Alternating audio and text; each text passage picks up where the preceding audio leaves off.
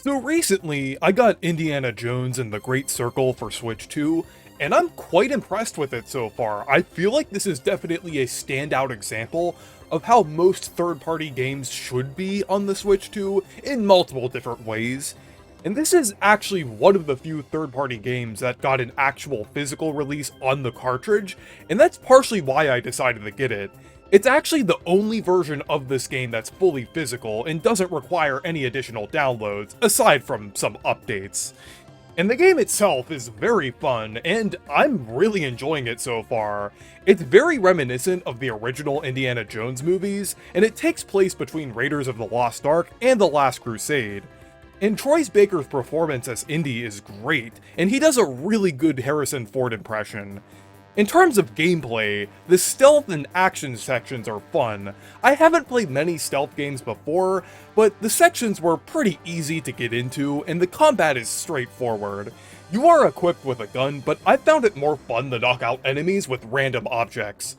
The puzzles are also interesting as well. They're not super difficult by any means, but they do have clever solutions and are implemented into the worlds and dungeons pretty well. The set pieces, like the recreation of the scene from Raiders of the Lost Ark in the opening, and the Vatican also look very nice, and the world building is great. And going back to the Switch 2 version specifically, this version demonstrates that larger file sizes aren't always necessary and optimization is important. It seems like nowadays, games can have ridiculously large file sizes, oftentimes upwards of 100 gigabytes or more, and that's usually caused by poor optimization techniques, like super high-res textures, or even video files for pre-rendered cutscenes, or various other things like that. So it was refreshing to see that the Switch 2 version of this game has a much smaller file size at 56 gigabytes, because it needed to fit on a 64 gigabyte cartridge. And the compromises taken to optimize the file size are barely noticeable. Like, the resolutions of the textures are not as high, but I honestly didn't really care about that in my playthrough so far. The game still looks great. I feel like with textures and graphics, there's a point where you hit diminishing returns, where you could put in a ton of effort and a ton of resources to only make the game look marginally better. So that's why I think it's good for different developers to optimize their games to look good on the Switch 2, and I don't think they need to be too concerned with super fine details. In terms of performance and presentation, visually, this game looks great. The game utilizes ray tracing, so the lighting looks very nice and is impressive for the Switch 2. I hope Nintendo utilizes these lighting techniques more often. Paper Mario: The Thousand-Year Door had some very nice lighting on the Switch 1, so I really hope they do something like that with the next Paper Mario game on Switch 2. This version of the game still feels very much like a current-gen and modern experience.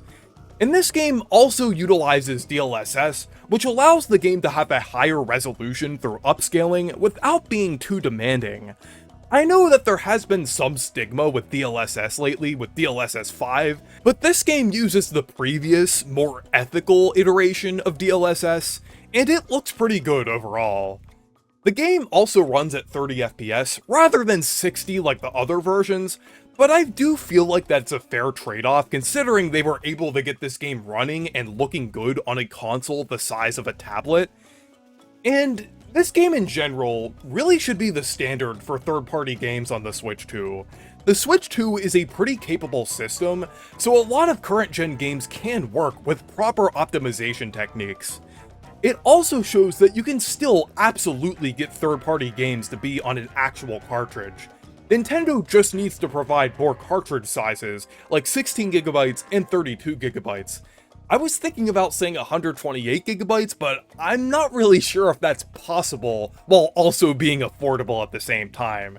So for large games, I feel like they should either use optimization techniques to get them working on a smaller cartridge, or unfortunately, only putting some of the game on the cartridge. I still think that's better than game keycards, since with game keycards, you have the inconveniences of both physical and digital games.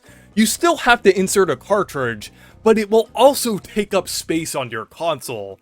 So I feel like there are a variety of better options than game key cards. So I really hope more third-party developers and publishers put games on actual cartridges, or at least make an attempt to do so. And I also hope Indiana Jones sells fairly well on the Switch too. I'm not expecting it to sell amazingly, since third-party games don't sell that well on the Switch too. I'm just hoping that it sends out a message to developers and publishers out there putting their games on the Switch too. But anyways, let me know what you think down in the comments, and thank you guys for watching this video. Make sure to leave a like and subscribe for more, and make sure to check out my Discord server and Blue Sky if you want to. Stay perky!